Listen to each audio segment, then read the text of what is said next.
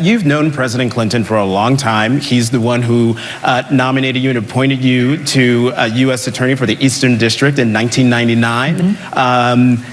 So I'm wondering, do you have you have a relationship, is what I'm trying to get to, in terms of just long-standing professional relationship. So you would be well within your right to say, get off my plane. What are you doing here?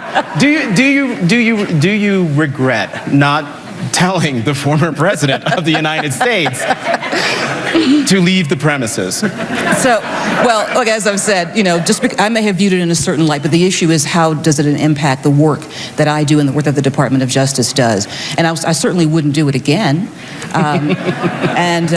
Because I think it has cast this shadow over what it should not, over what it will not touch. And that's why, as I said, I think it's important to talk about how this matter will be resolved, and how the review and how the determinations and decisions will be made. I can say, as I have said, it's going to be handled by career people, and then we can make an announcement as to what it is. But unless people have some insight into that process, they're not going to be able to evaluate that. And the most important thing for me as the Attorney General is the integrity of this Department of Justice.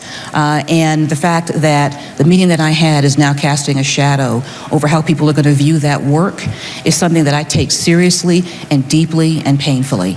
And so I think it's important to provide as much information as we can so that people can have a full view of how we do our work and why we do our work, and how this case is going to be resolved, as well as how all the cases that we look at are going to be resolved.